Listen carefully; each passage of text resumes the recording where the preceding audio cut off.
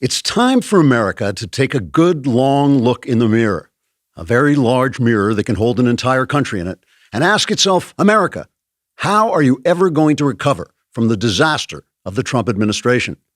In the aftermath of this tragic detour from our noble history, how will we manage to move past a world in which horrifically deplorable red state troglodytes, some of whom don't even have the common decency to live in Los Angeles, have actual jobs with rising wages instead of the life of unemployment and despair they so richly deserve?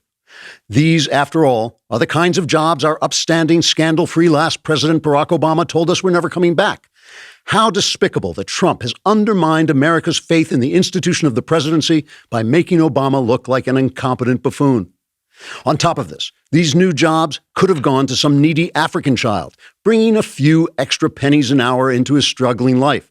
Instead, under Trump, these jobs have been plucked from that child's hungry little hands by racist white males in some god-awful place like Iowa. At least I assume they're racist white males. I've never been to Iowa, but who else would live in a place like that? Also, many of these new jobs are producing energy through dangerous processes like whatever they do to produce energy. And as we all know, within 12 years, energy production will totally destroy life in our imaginations. Though, of course, real life will continue with its grotesque jet travel and electricity making the world worse for everyone. But don't lose hope. Trump can't stay in office forever. Sometime soon, our nation will begin to heal and return to the days when the cop on the beat could be falsely accused of racism so that riots destroyed black communities and distracted the locals from the crappy economy brought on by leftist policies. There are great days still ahead. Trigger warning, I'm Andrew Klavan, and this is The Andrew Klavan Show. I feel hunky-dunky, life is tickety-boo. Birds are winging, also singing hunky-dunky-doo. Ship-shaped, ipsy-topsy, the world is zippity-zing. It's a wonderful day, hurrah, hooray! It makes me want to sing. Oh, hurrah, hooray! Oh, hooray, hurrah! All right, we're back. I'm here for the second week in Hillsdale College as the Pulliam Distinguished Fellow in Journalism. And you can see, I think, from my gray beard, what a distinguished fellow, in fact, I am. I'll be traveling back to L.A. on Thursday, so there'll be no show. And then we'll have a show on Friday for the last day of the week before we plunge into the Klavanless weekend. And you're all destroyed, and it doesn't matter. Anyway, I've got to tell you, this college is a remarkable place. It's a special place. It's largely a Christian college. I think they recently declared itself officially a Christian college governed by Christian ideas. And the students and professors here talk a lot about the good and the true and the beautiful. And of course, they don't all agree on everything. They tend to be conservative, but not all of them are Republican. And some of the left-wing ideas that are circulating around out there are brooded about here, which is a good thing, right? Students should explore and experiment with different ideas, even crazy left-wing ones. But to discuss those ideas with the underlying knowledge that there's such a thing as God and he's really there, it changes everything. To accept that there's a spiritual reality that this material world only expresses, to understand that material is merely the language in which the Spirit speaks, makes discussing the good, the true, and the beautiful make a whole lot more sense. Over the weekend, I was trying to explain to my wife what it was that I found so restful about being here, and I finally said to her, it's kind of like being sane. It's the opposite of Los Angeles. It's the opposite of engaging with an increasingly atheist world. It's like suddenly I'm not in an insane asylum. Because the thing about God is he's actually there. Everything that is speaks of him. And when you refuse to acknowledge that what is there, there's a word for that. You call it crazy. You cannot believe in God. You cannot believe in gravity. But ultimately, living in crazy world is not going to make you happy. And increasingly, I feel all of us, even those of us who actually believe, are accepting certain premises that only make sense in a purely material world. And I'll show you what I mean. You know, we can't have Knowles on. Knowles usually comes on Monday and we discuss the culture and so forth. And today I can't have him on due to the technical difficulties of getting him hooking up his mic to my mic where I am. But I'm going to have him on in spirit so I can have somebody to make fun of. I cannot believe I'm saying this, but Knowles wrote an excellent piece on the rise of atheism, which you can find on the Daily Wire. I think using words may be a whole new career for the guy. I think it's really seems to work for him. But let me just read you a little piece of what What's his name? Knowles, right. What did he write? He wrote, "For the first time in history, atheists constitute the largest religious group in America. According to the General Social Survey, the number of Americans who have no religion has increased 266% over the past 3 decades and now account for 23.1% of the population, just barely edging out Catholics and evangelicals as the nation's dominant faith. Mainline Protestant churches have suffered the greatest collapse. As religiosity has declined, social ills have abounded. Nearly 1 in 5 American adults suffers from anxiety disorders, which now constitute the most common mental illness in the country. 1 in 6 Americans takes antidepressant drugs, a 65% surge over just 15 years.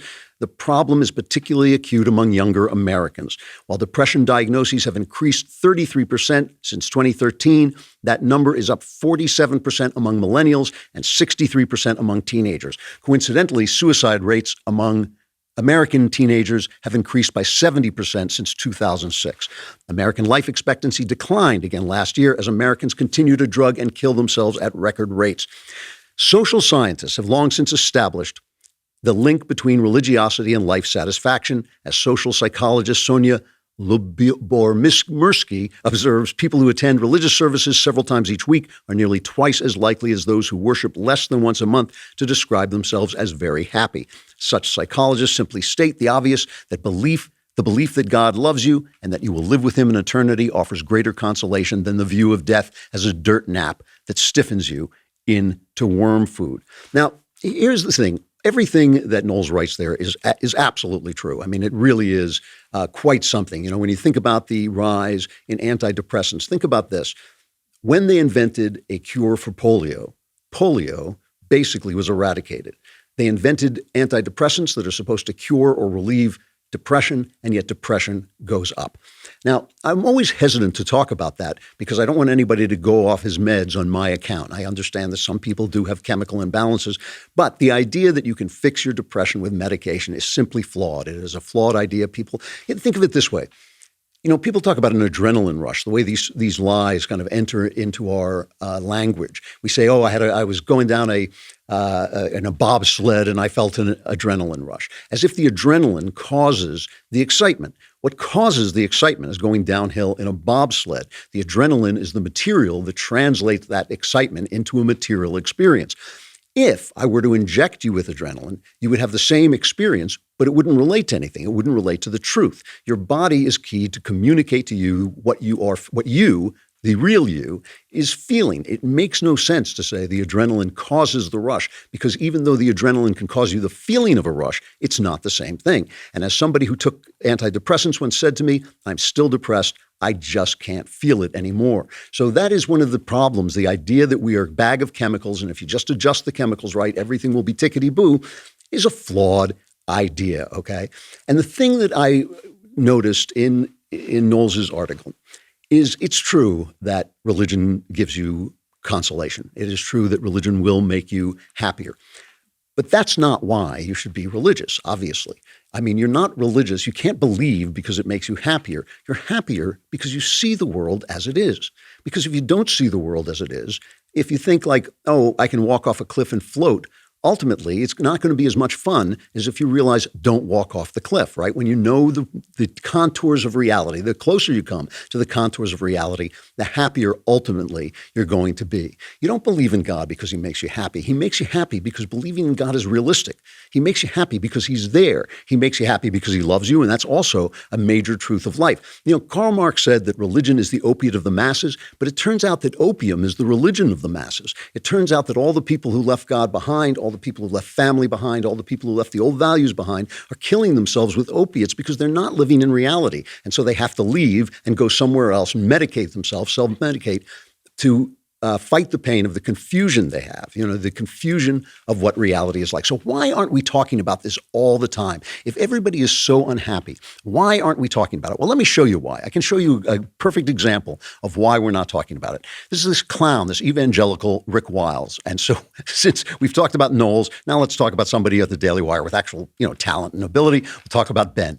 Rick Wiles is an evangelical. He has, I guess it's a website or a TV station that's not getting enough money. People aren't aren't sending him enough money for his evangelical station. And so who does he blame? He blames Ben because the Daily Wire is doing well. Right, the Daily Wire is getting money, and he says, why are people sending money to that evil, evil Ben Shapiro? This is one of the most remarkable pieces of video I have ever seen. You really have to, if you missed this over the weekend, you got to take a look. Ben Shapiro denies the deity of Jesus Christ. I've heard him say this before. That's right. What I'm shocked by is that there are millions of conservatives in this country, including Christians, who support him. Yeah, go gaga over him. Yes. They'll buy his books. They'll boost his career, yes. And yet he openly denies that Jesus Christ is the Son of God. That makes him an antichrist. Yes. All right. St. John said that anybody who denies that Jesus Christ came to earth as God in human flesh is antichrist. Yes. There is no one antichrist. There is a spirit of antichrist, and Ben Shapiro has the spirit of antichrist because he denies that Jesus Christ is the Son of God. He denies that he's resurrected. He said, we don't even use that word resurrected. All right. He's a Kabbalist. I can't imagine why people aren't sending this guy money. Listening to that, I almost began to suspect that Ben was one of those Jews. I don't know what gave him away. But now listen, I know Ben. I work with Ben. I consider Ben a friend. I can testify Ben is the Antichrist. Of course, we all know that. I think that goes without saying. But I mean, what I think is the point. The point is we have endured. Ben and I disagree about the divinity of Christ. Only one of us can be right. This is true. Only one of us is right about the divinity of Christ. Why don't we just put a rag in our teeth and have a knife fight and settle it that way, right? Because for centuries, that's what people did. For centuries, they came, if you believed in a different God, they came and they beheaded you or they rode their horses into your field and set you on fire. The Muslims, that was how Islam got its start. Christianity got its start in a much more wholesome way by convincing people. But there were plenty of times that the Crusaders stopped off on their way to Outremer. They stopped off to kill the Jews in their localities, saying, well, we can't go and fight the infidel overseas before, which may have been justified, right? That may have been a justified war before we stop off and kill these harmless Jews who are sitting in our territory. We started to understand that this solves nothing. Whether Christ is divine or not is not going to be solved by Ben and me hitting each other over the head. It's not going to change a single thing. It's not going to change a single thing about reality.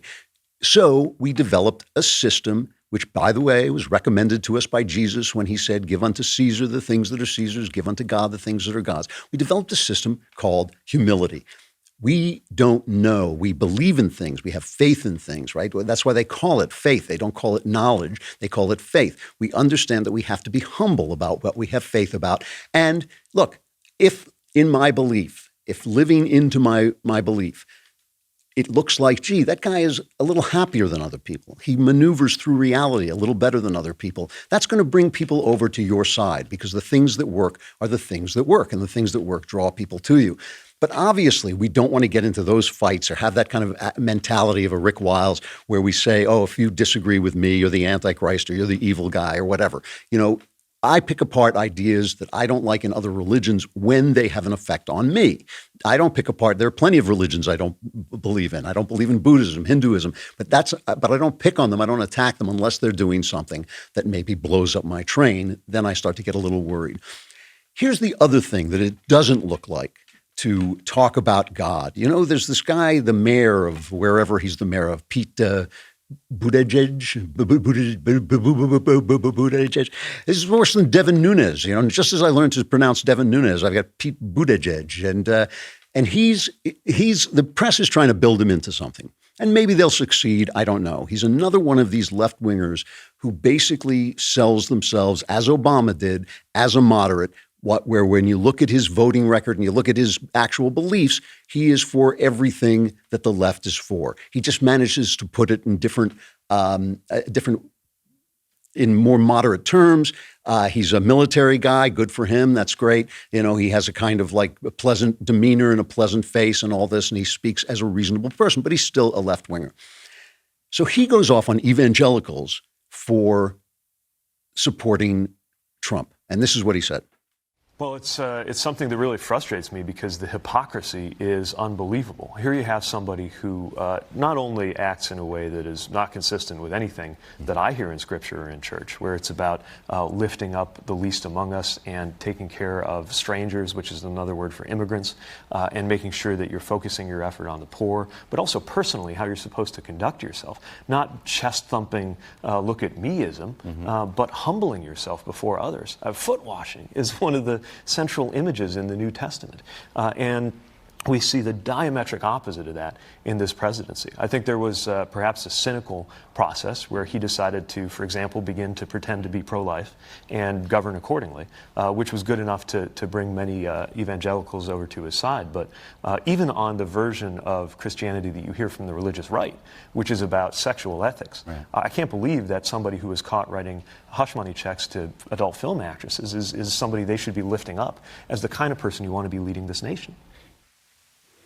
It's an amazing act of hypocrisy and typical of the left. The left is always basically saying that we just want to be fair, but what they really want is a transfer of power from what they think is our unfair power to their unfair power. So here's a guy, he's gay. He's for abortion. Now, listen, you know that I'm, a liberal when it comes to gay people, but still, most evangelicals are opposed to homosexuality and believe it to be at least a disorder, possibly a sin.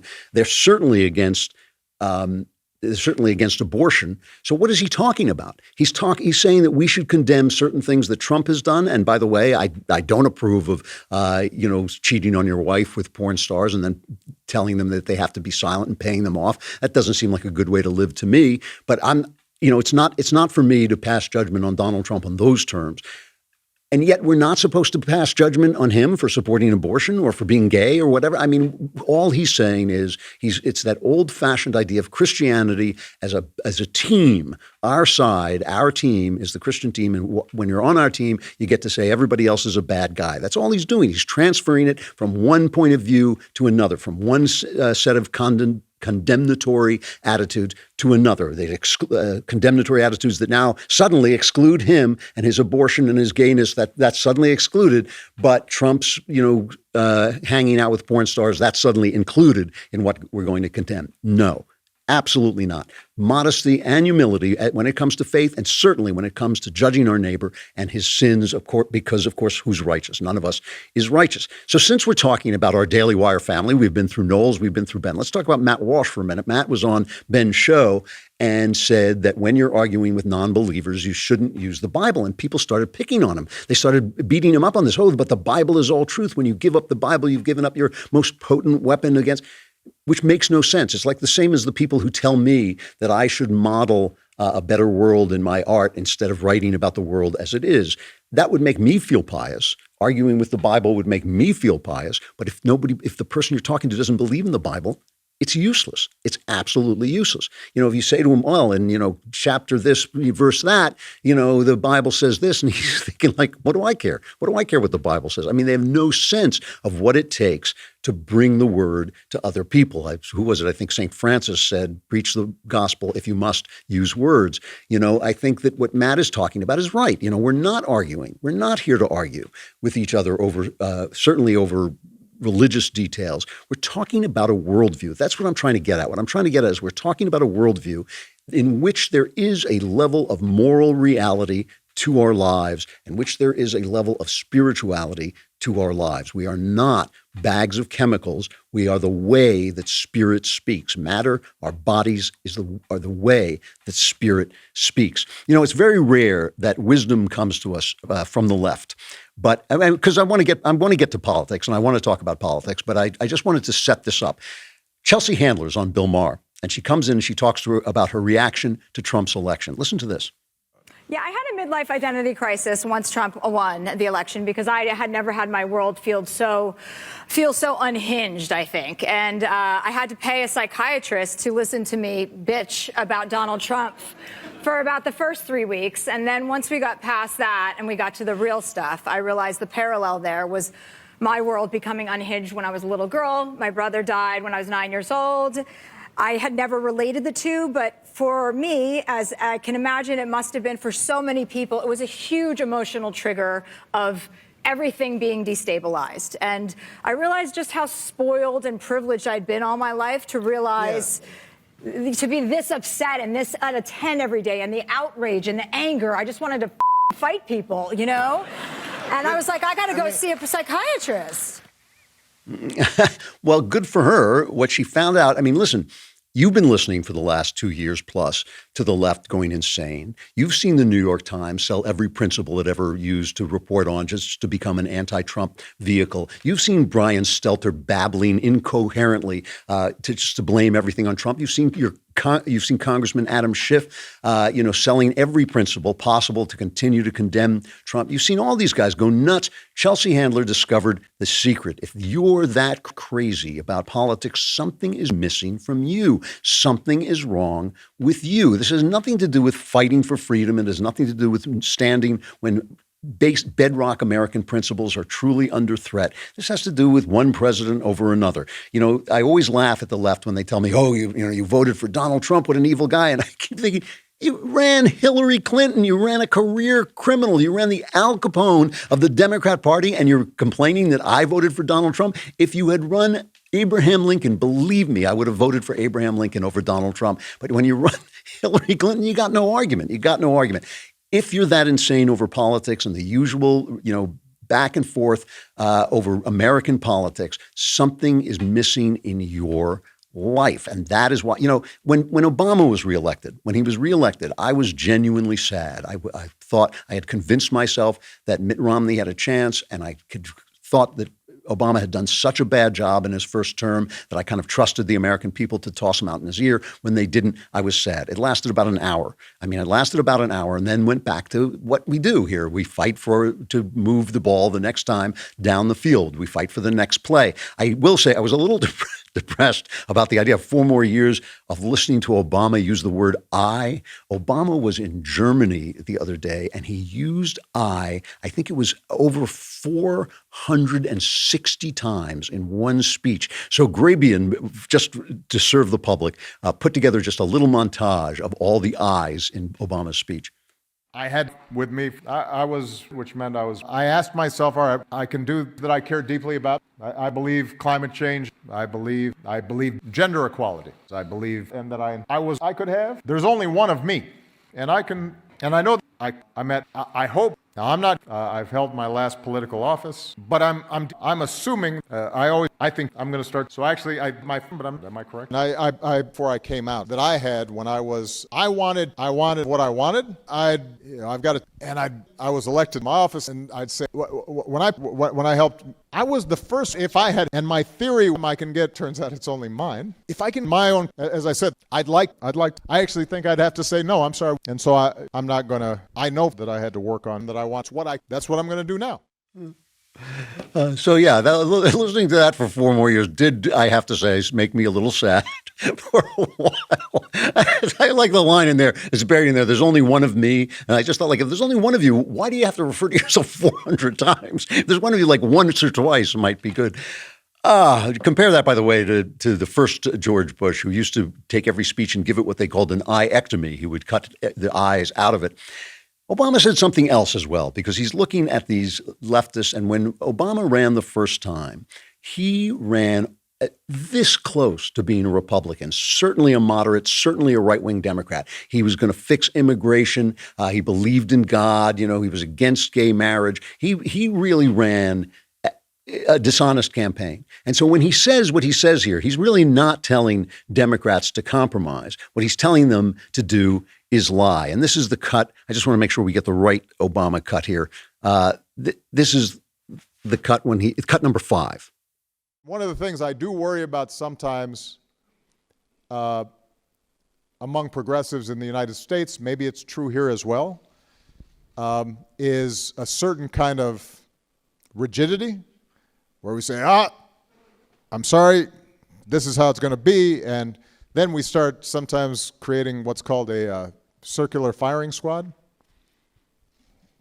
where you start shooting at your allies because one of them is straying from purity on the issues. And when that happens, typically the overall effort and movement weakens. There again, what's he talking about? He's talking about politics replacing religion. He's talking about politics becoming your moral path, your pathway to morality. He's talking about judging everything by politics instead of by your inner compass, instead of by your spiritual knowledge, that wisdom that you come equipped with, that wisdom that you learn by studying Scripture, by studying the people who've come before you and who think these things through. And, if ever there was a good example of this, it's our old friend Alexandria Occasional Cortex, who is everybody compares her to Trump, and there's certain fair comparisons there. She's got the same kind of viciousness when attacked. She doesn't know enough. Trump has learned stuff over the years, but Alexandria, no.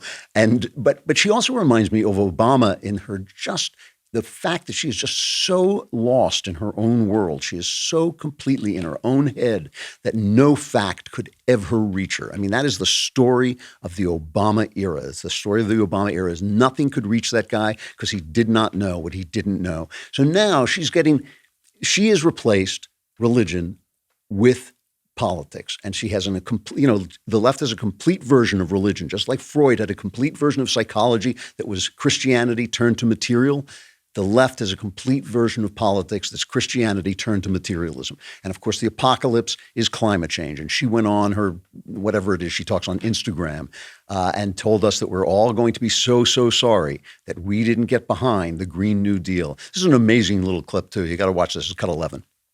There are a lot of people who hide the fact that their families and that their grandparents fought against principles of equal rights in the United States. Not 100 years ago, not 80 years ago, but in this generation's lifetime.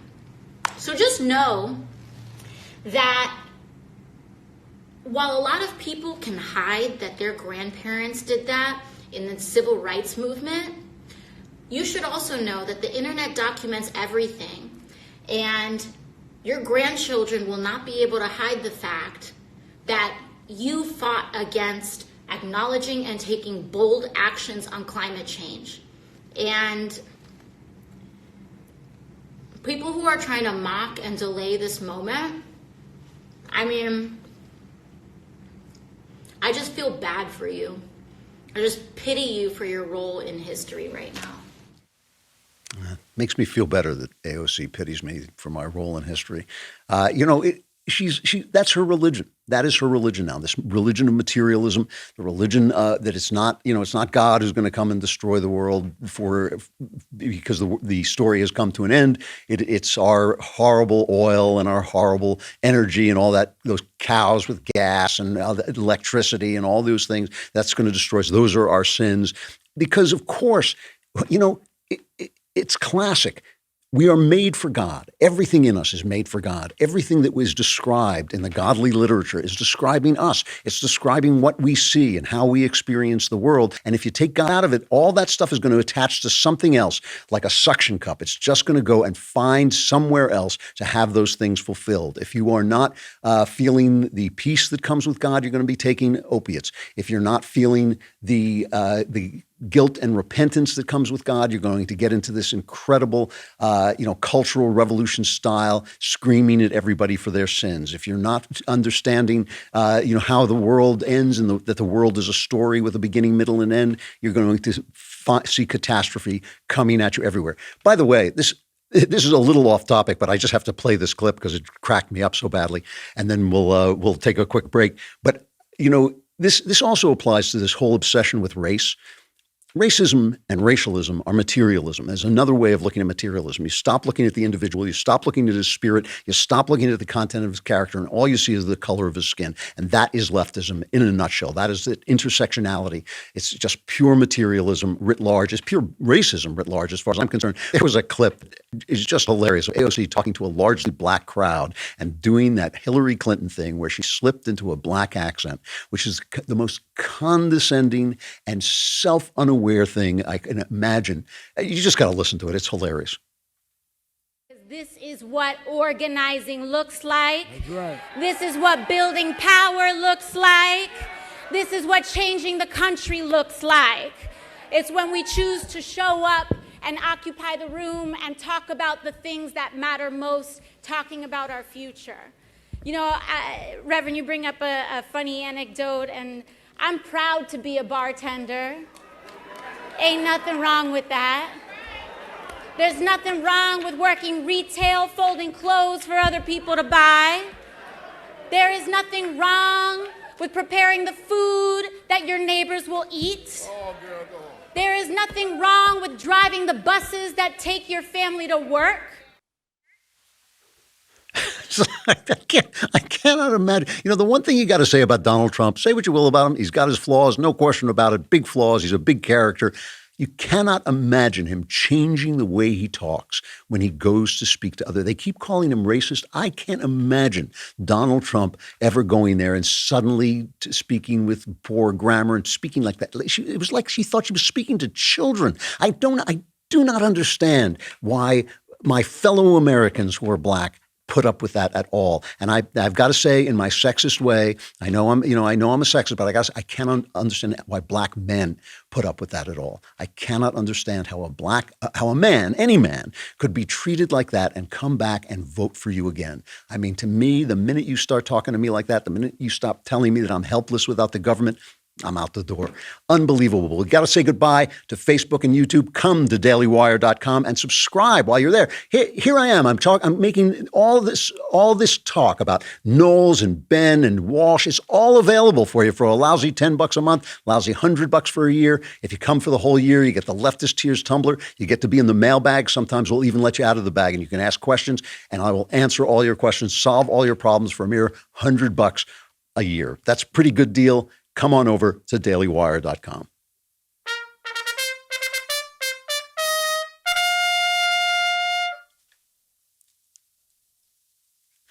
All right, let's just spread this out a little bit, just widen our lens. I wanted to step back and just take a look at this for a minute because it really is a weird feeling to be in a place where people believe, where people speak, disagree, but all speak with the premise that we're dealing with a spiritual world. I was listening to Andrew Yang. Andrew, sticking with our Daily Wire family here. Andrew Yang is a philanthropist and entrepreneur and seems like a pretty decent fellow. And Ben had him on his Sunday special. And Yang is running on this universal income, which I just think is one of the worst ideas in the world. They're always quoting Milton Friedman about it. But just remember, Milton Friedman said it was a pipe dream because his idea was to get rid of all other welfare as a way of weaning people off welfare to give people a universal income instead of welfare. There would be no other programs. If that's what you're talking about, I'll talk about it, but nobody's really talking about that. They're just telling you they're just saying they're going to give you money. Socialism solves all problems with money. What's the problem with that? The problem with that is the same problem as trying to solve everything with chemicals, right? Your body is the language. It's the word in which the spirit speaks. Your body is the language in which the spirit speaks. Money too. Money is a symbol. It's a symbol of your desires. It's a symbol of your ambition. It's a symbol of what you want and what you can construct. That's what it's a symbol of. If I take it away and give it to somebody else, I think I'm solving his problem, but I'm not because he's got a problem that has kept him from having any money in the first place. And I'm taking away from you your incentive, your reward, the mark of your ambition. That's all it is. It's just a symbol. It's like my taking a piece of your body away and giving it to someone else saying, well, you had 2 arms and he had no arm, so now you'll both have 1 arm. It's just exactly the same thing. You cannot solve it that way. So Ben challenges Yang, and he says to him, you say that jobs give people meaning, but then you say that nobody wants to work. And here, I want to play not Ben's question, but Yang's response. If you look at what happens to idle men in particular, we spend a lot of time on the computer playing video games and doing other things. We volunteer less than employed men, even though we have more time. Our drinking and substance abuse tends to go up. And over time, there are some antisocial patterns that develop in idle men to a higher degree than women. And so that's just data. And so if you look at that and you say, okay, this actually is pretty consistent with my intuition that work is incredibly important and vital. It provides structure, purpose, fulfillment, meaning, social structures to people every day. And so the question is, how do we create more things like that? Now, to me, the best path to create that is to put economic resources into people's hands in the form of a freedom dividend of $1,000 a month, which would then allow more people to do the sort of work that either they want to do or that their community has a need for. And the goal is to create jobs, and putting $1,000 a month into people's hands would create at least 2 million new jobs, just because the buying power would just go right back into local businesses and communities. That's a completely incoherent thing. The guy sounds like a smart guy, but that's just incoherent. That's like Nancy Pelosi, who once said the greatest job creator is unemployment, unemployment insurance. And I thought that's great. Then all we need is for everyone to be out of work, and then everyone will have a job. I mean, it doesn't make any sense. Capitalism is a system built for using the way that people are. It is made to use the way that people are. The thing that he says there is that jobs give meaning. That's not true, but I'll get back to that in a minute. But people don't want to work. Now, that part is true, right? I love my work. I love my work. I love writing. I love what I do here. I just really love it.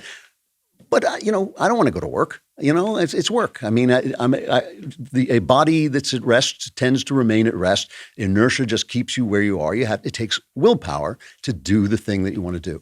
Money is a great instigator. Money is a great incentive to go out and do that work. Take that incentive away. What on earth makes him think that suddenly people are going to want to work? The people who have stores, who have jobs that these people can spend their free money at, right? They'll go on working and they'll take the free money that they got to be recirculating their money. But it's not going to make the person who's getting the money do anything. Of course it's not. It's if the people have that extra money and they can not work, they'll not work.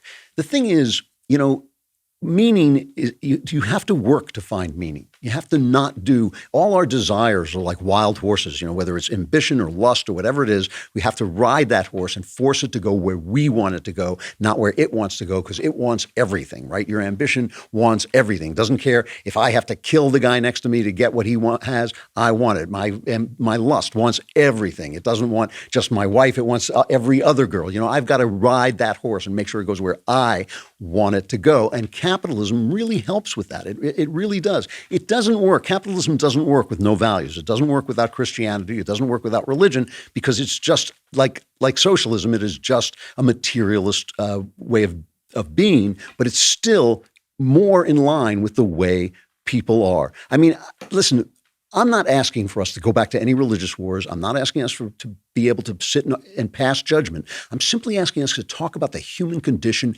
as it is. I'm simply asking us to talk about reality as it is. God makes you happy because God is there.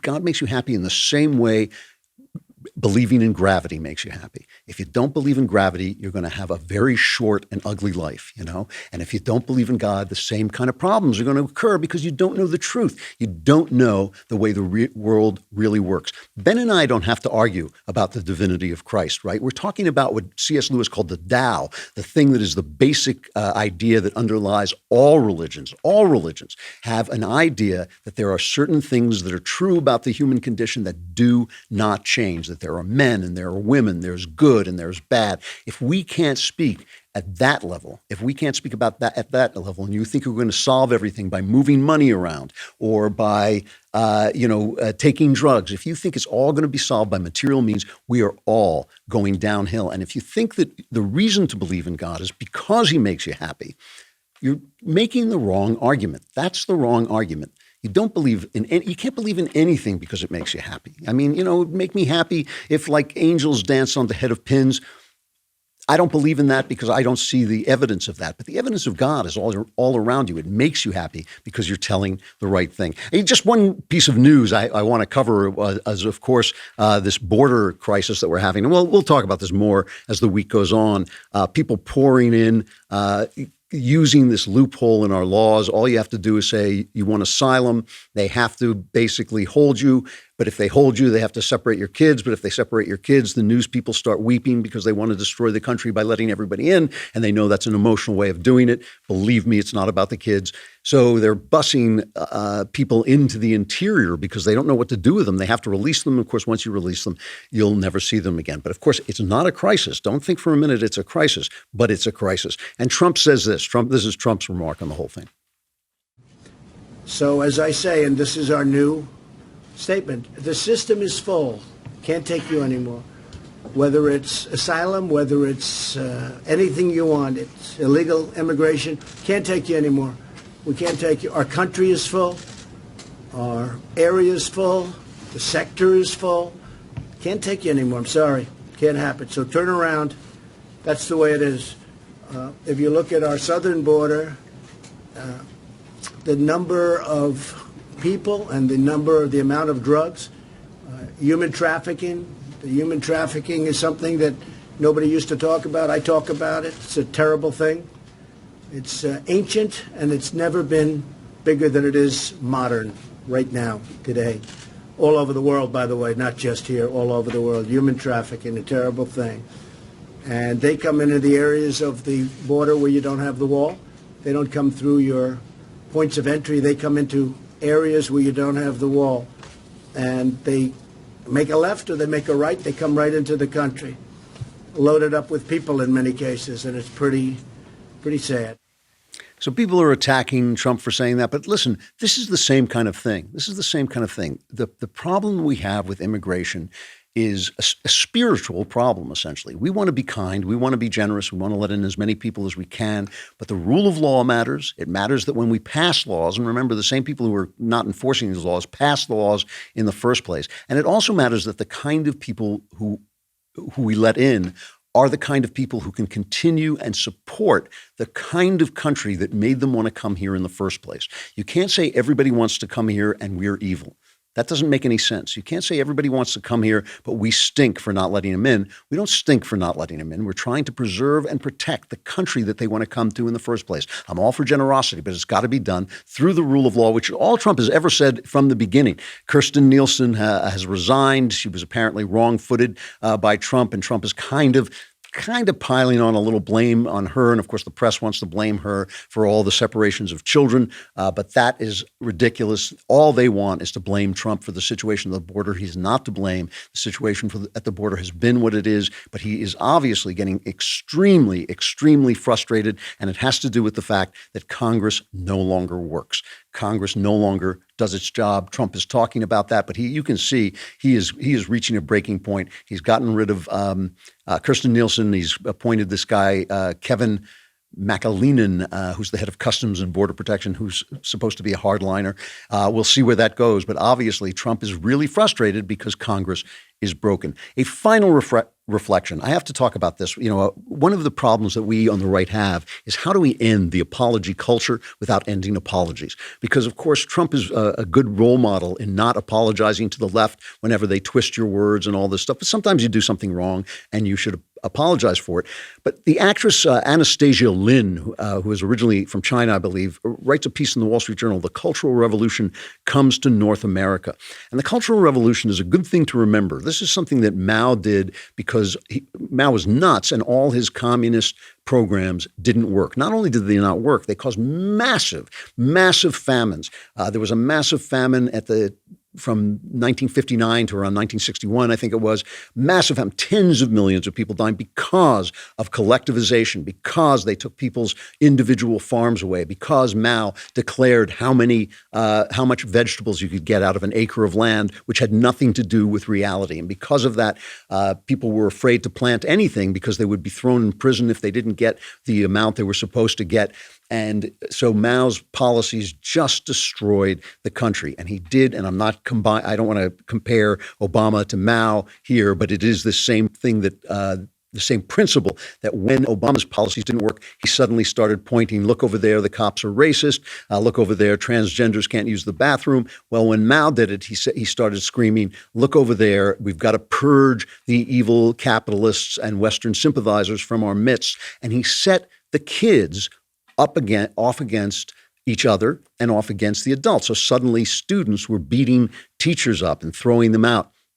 Suddenly they were, reporting on their parents and all this stuff. It was this so-called cultural revolution that gutted the intellectual classes of China, just an absolute atrocity to cover up the fact that communism doesn't work.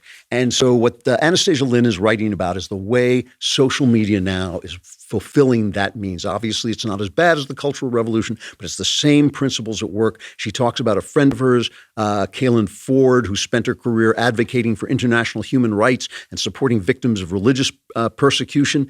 She was going to run for office in Canada. This is in the Canadian province of Alberta. But then they caught her saying something about the fact that nobody allows you to question Islamism and its relationship to Islam. But the minute somebody talks about white supremacy and you start to think about, well, what causes white supremacy, then suddenly you're tagged as a white supremacist. So she was tagged as a white supremacist, even though saying she thought white supremacy was abhorrent. This is kind of what's happening, this chasing down of people, this calling them out for anything they say. And look, all of us say things that we wish we didn't say. Every single one of us says it. If that is going to end our careers, if that's going to end a person's career, it can be done to anybody, and it just becomes a question of who has the most power, who has the most strength. I think it's a sad thing when you can't apologize for being wrong, because you should be able to say, oops, I shouldn't have said that. Right. Gee, I lost my temper. That was a dumb thing to say. Oh, maybe I had a couple of drinks and I shouldn't have said it. You should be able to do that. But in this current climate, it really behooves you to stand firm against people. And I think that's a terrible thing. That is a terrible system where you can't even apologize when you're wrong because they will not accept your apology and they'll come to get you. Right-wingers have to think about this. We cannot be so fast to fire people, to destroy people, to ditch people because we're afraid of the left. We have to stand by each other and accept apologies and model that so that we can show the left to be what it is, to be an unforgiving, graceless movement that has replaced God with politics. I got to stop there. I'm Andrew Klavan. This is The Andrew Klavan Show. I'll be back from Hillsdale College tomorrow. Oh, hooray, hurrah. The Andrew Klavan Show is produced by Robert Sterling. Executive producer, Jeremy Boring. Senior producer, Jonathan Hay. Our supervising producer is Mathis Glover, and our technical producer is Austin Stevens. Edited by Adam Sayevitz. Audio is mixed by Mike Cormina. Hair and makeup is by Jesua Alvera. And our animations are by Cynthia Angulo. Production assistant, Nick Sheehan. The Andrew Klavan Show is a Daily Wire production. Copyright Daily Wire 2019. I'm Michael Knowles, host of The Michael Knowles Show. At an event before Al Sharpton's National Action Network, freshman Congresswoman AOC inexplicably transforms into a black Southern preacher. We will learn to code switch. Check it out at dailywire.com.